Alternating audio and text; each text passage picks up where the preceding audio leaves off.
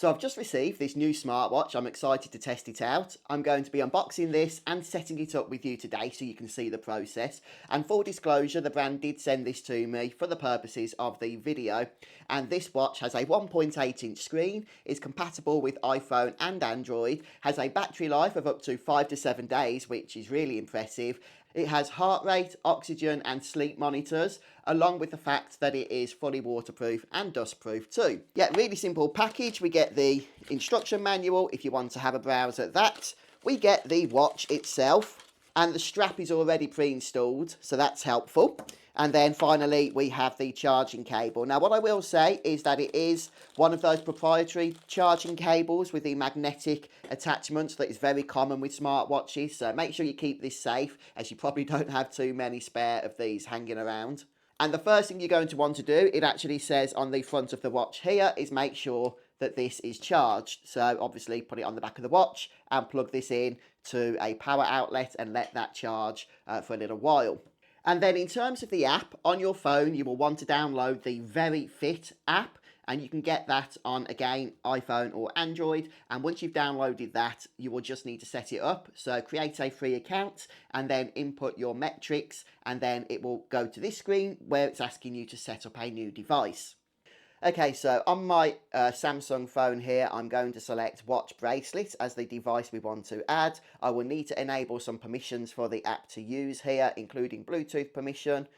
So let's click on and allow. It's then going to search for devices, and it looks like it's found the device as IDW13. So let's go ahead and select that. And then it's going to pair with the phone. Make sure that the phone and the device stay close together at this point. It may just take a moment. And there we go. I can see it says binding successful on the watch, and we've got the clock screen coming up. So that was really, really easy. Let's select OK to that. And now we need to set some more permissions here on the phone in order to get better use out of the connection we've just made.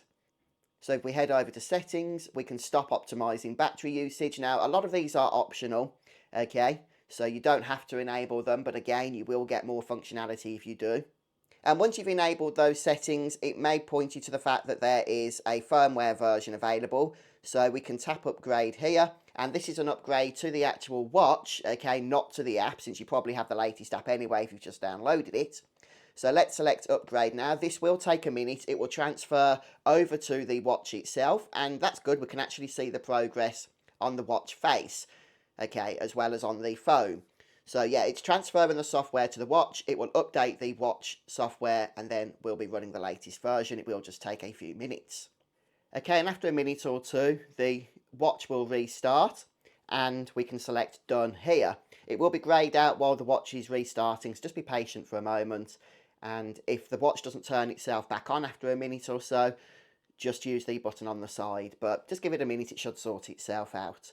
We can enable some features now that the watch is going to be able to support, such as call alerts, music control, and also if we have an account with Alexa, we can sign in here.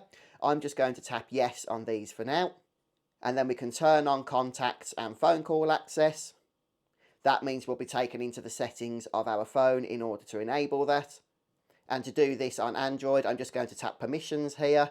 We can see what's already been allowed. If we scroll down here, we can see what's not allowed. I'm going to enable some of these. So I'm going to enable the body sensors. I'm going to enable call logs and contacts as well, so that the watch will have access to those. And phone, I guess we can allow that. I'm not sure if that's needed, but we'll put it on anyway. Physical activity, and also SMS. I believe we'll be able to see text messages then. So what the heck, might as well just enable all of it. Select turn on here, so we can enable notifications. We'll click allow. Okay, and there's a lot of permissions that need to be granted if you want to get full functionality here. Consents. But there we have it. After all that, we do have full access now to the app, okay, which I've just set up. We have the watch here set up and good to go, so I can pop this onto my wrist. And if we just access the menu here, I've got to say it's a nice bright screen as well, considering I've got some really bright studio light beaming down onto it. Yeah, that's pretty good. We've got our activity tab. Obviously not much activity yet because I've just gone ahead and set the watch up. We've got our phone, Alexa, workout. What's great is there's a whole bunch of workouts built into this. You've got your oxygen monitor, your heart rate monitor, sleep as well. You can track sleep. Because this has a 5 to 7 day battery life, then you can wear this during the night as well. You won't have to pop it off each evening to charge it. It's got a Find My Phone feature, that's helpful.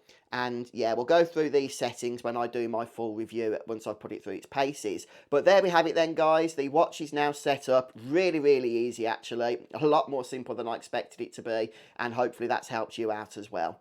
So thanks for watching, and I'll catch you next time.